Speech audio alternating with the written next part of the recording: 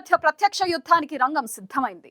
తమపై ఇరాన్ చేసిన క్షిపణి దాడికి ప్రతీకారంగా ఇజ్రాయెల్ ఇరాన్ పై దాళ్లకు ప్లాన్ చేసింది. ఇరాన్ లో ఏ లక్ష్యాలను ధ్వంసం చేయాలనే జాబితాను రెడీ చేసుకుంది. ఇప్పటికే ఈ జాబితాను ఇజ్రాయెల్ ప్రధాని నెతన్యాహుకు ఐడిఎఫ్ వివరించింది. లాస్ట్ మినిట్ లో చేంజెస్ ఉంటే తప్ప దాడిని పక్కా అమలు చేయాలని ఇజ్రాయెల్ నిర్ణయించినట్లు తెలుస్తుంది.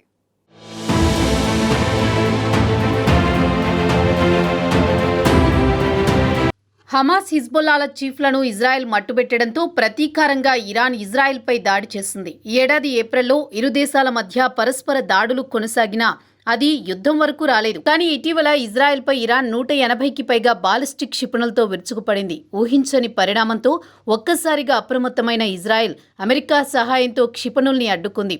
ఇజ్రాయెల్ ఎయిర్ డిఫెన్స్ వ్యవస్థను దాటుకుని కొన్ని రాకెట్లు ఇజ్రాయెల్ భూభాగాన్ని తాకాయి.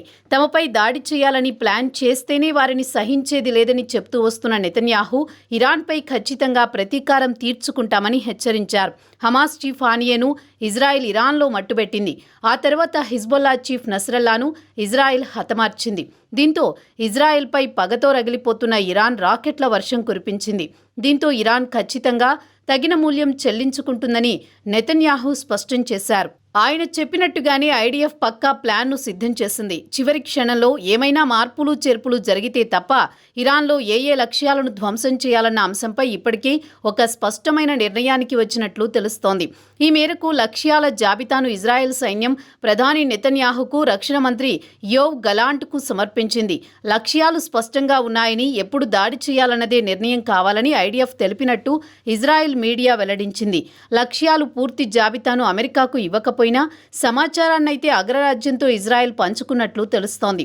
చివరి నిమిషంలో లక్ష్యాలు మారే అవకాశాలను తోసిపుచ్చలేమని తెలిపింది.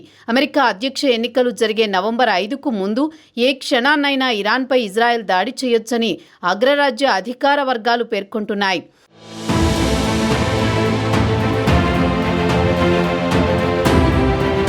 మరోవైపు ఇజ్రాయెల్ ఇరాన్లోని అణుస్థావరాలు, చమురు కేంద్రాలపై దాడులకు సిద్ధమవుతున్నట్లు ప్రచారం జరుగుతోంది. ఈ నేపథ్యంలో ఇరాన్ అణు, చమురు స్థావరాలపై దాడి చేయబోమని ఇజ్రాయెల్ ప్రధాని బెంజమిన్ నెతన్యాహు చెప్పినట్టు తెలుస్తోంది. ఈ మేరకు అమెరికా అధ్యక్షుడు జో బైడెన్తో నెతన్యాహు మాట్లాడినట్లు అమెరికాకు చెందిన పలు మీడియా కథనాలు వెల్లడించాయి. ఇటీవల అమెరికా అధ్యక్షుడు జో బైడెన్, ఇజ్రాయెల్ ప్రధాని నెతన్యాహులు ఫోన్లో సంభాషించారు. ఆ సమయంలో ఇరువురు నేతలు ఇరాన్పై ప్రతీకార దాడులకు సంబంధించిన విషయాలపై చర్చించారు. ఇరాన్ చమురు స్థావరాలపై ఇజ్రాయెల్ దాడులకు తెగబడితే ఇంధన ధరలు పెరిగిపోతాయని ఆందోళనలు వ్యక్తమవుతున్నాయి. ఇది అమెరికా ఎన్నికలపై తీవ్ర ప్రభావం చూపుతుందని, దీంతో ఇజ్రాయెల్ ప్రత్యామ్నాయం ఆలోచించాలని నెతన్యాహుకు బైడెన్ సూచించారు. ఆయన సూచనల మేరకు ఇరాన్ చమురు స్థావరాలపై ఇజ్రాయెల్ దాడులను విరమించుకున్నట్లు తెలుస్తోంది. తాము అమెరికన్ ప్రభుత్వ ఆలోచనలు వింటామని, కానీ ఇజ్రాయెల్ దళాల అవసరాలకు అనుగుణంగా నిర్ణయాలు తీసుకుంటామని ఇజ్రాయెల్ ప్రధానమంత్రి కార్యాలయం తెలిపింది. నెతన్యాహుకు యుఎస్ విజ్ఞప్తులు ఇజ్రాయెల్లోని ప్రజల డిమాండ్తో సమానమని ఇజ్రాయెల్కు చెందిన ఇంటెలిజెన్స్ మాజీ డైరెక్టర్ పేర్కొన్నారు. అదేవిధంగా యుఎస్ ఆయుధాలతోనే ఇజ్రాయెల్ పోరాడుతుందని స్పష్టం చేశారు.